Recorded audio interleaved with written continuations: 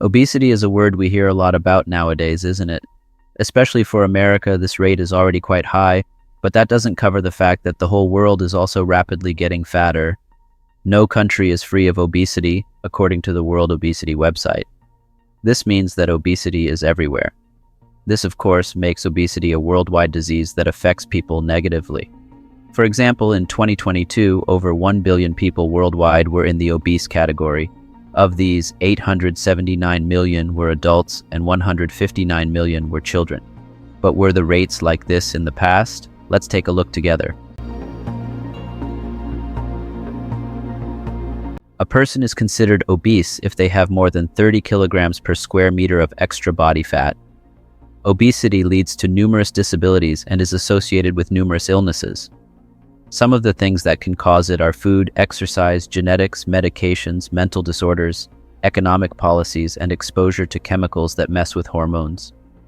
Over 1 billion people around the world were overweight or obese in 2022, making it the top preventable cause of death. Obesity is defined as having a large amount of fat on your body, which is detrimental to your health. The World Health Organization says that someone is overweight if their body mass index, BMI, is 25 or higher, and obese if their BMI is 30 or higher. Measures of childhood fat look at age, height, and weight. Different countries use BMI to decide what kind of fat someone is. Since BMI doesn't take into account changes in lean body mass, body fat percentage is a better way to measure obesity. Being overweight raises the chance of developing metabolic diseases such as heart disease, osteoarthritis, Alzheimer's disease, depression, and some types of cancer. It is one of the main preventable causes of death in the world. The chance of death is lowest for people with a BMI between 20 and 25 kilograms per square meter and between 24 and 27 kilograms per square meter for people who smoke. Metabolic syndrome, which includes diabetes, high blood pressure, high cholesterol, and high triglyceride levels, is also more likely to happen if you are overweight. The obesity survival paradox says that health results seem to get better for some groups as their BMI goes up, but this is not a direct cause of the disease. Being overweight is mostly caused by eating too many high-calorie foods like fat, sugar, and some animal proteins. The amount of dietary energy available per person varies by location and country, with the United States having the most. Everywhere in the world except Eastern Europe, the average amount of food energy each person could get each day went up from the early 1970s to the late 1990s. Sweetened drinks are the main source of extra carbs. For young people in the US, they now make up almost 25% of their daily food energy. Diseases linked to obesity are linked to not getting enough vitamin D. As people become more dependent on high-calorie, large fast food meals, the link between eating fast food and being overweight becomes more worrisome. Food costs have gone down in the US and Europe because of changes in agricultural policy and techniques, but people who are overweight always report eating less than they actually do. Genetics play a big role in obesity. Variations in genes that control metabolism and hunger make people more likely to be overweight when they have enough food energy. Being overweight or obese is a big part of a number of syndromes. Genetics determines how likely someone is to become overweight in the same setting. A number of physical and mental illnesses, as well as the medicines used to treat them, can raise the chance of becoming overweight. Some medical problems, like rare genetic syndromes, birth defects, and eating disorders, can make you more likely to be overweight. In contrast, the DSM-IVR does not include weight issues as mental illnesses. Some of the social factors that lead to obesity are unequal income, social class, how people feel about their weight, smoking, having a lot of children, living in cities, not getting enough food as a kid, gut bacteria, antibiotic use, viruses, and not getting enough sleep.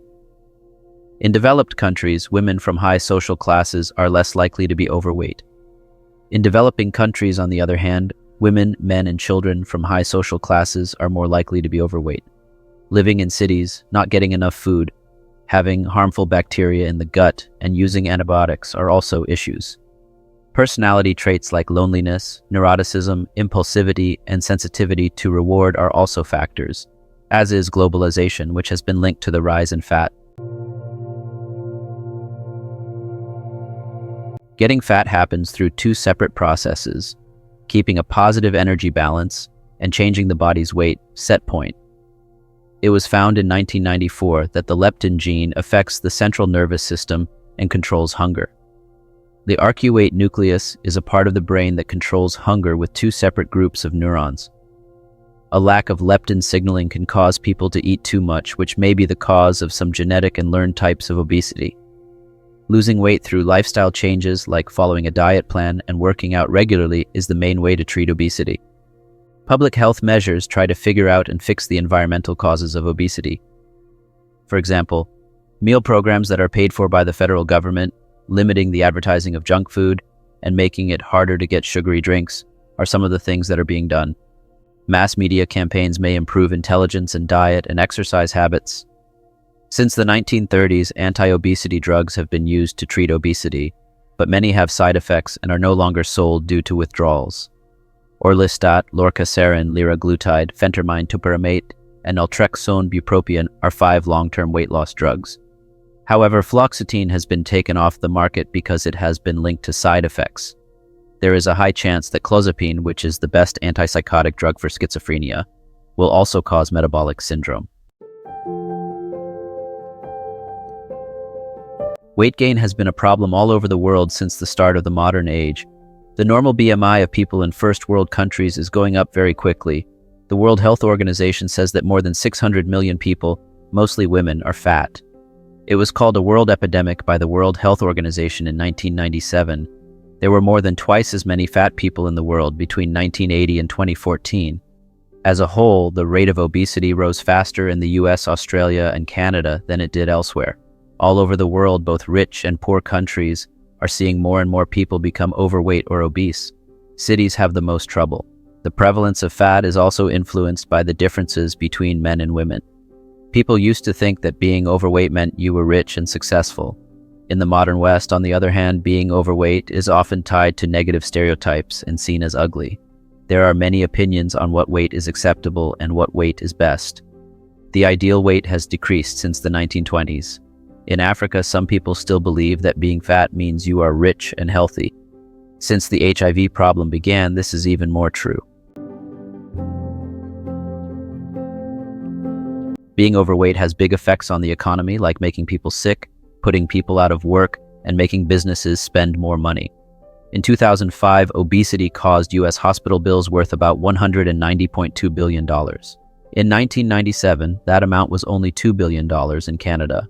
Australia loses 21 billion Australian dollars a year because of overweight or fat people, and the government gains 35.6 billion Australian dollars from them.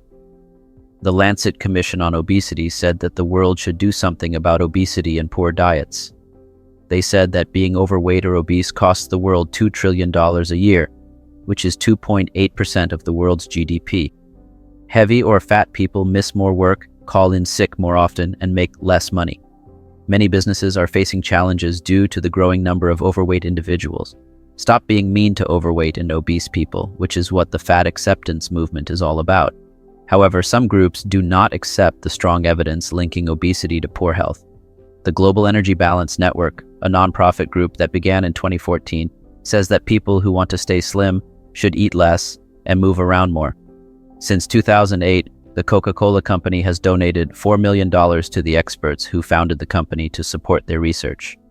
Numerous groups have conducted research on obesity. The first U.S. federal standards and the Canadian clinical practice standards are just 2 examples. The Obesity Policy Action Framework has tactics that work upstream, in the middle, and downstream. In the 21st century, childhood obesity has become an epidemic, and rates are going up in both rich and developing countries. Changing diets, reducing physical exercise, advertising unhealthy foods, and taking antibiotics are all factors that can contribute to childhood obesity. Lifestyle changes and behavioral methods are used to treat childhood obesity, but getting kids to be more active hasn't worked very well so far. A lot of pets are overweight. In the US and Australia, 23 to 41% of dogs and 5.1% of cats are overweight. 1 in 3 people in the world are overweight or obese. This causes long-term illnesses and costs the business a lot of money. Some of the causes are genes, nutrition, lifestyle, and social and economic status. Rising rates make it clear that we need comprehensive public health strategies that promote better nutrition, regular exercise, good public health laws, and less stigma. You have to believe in yourself first, though. This is the first thing we'll do.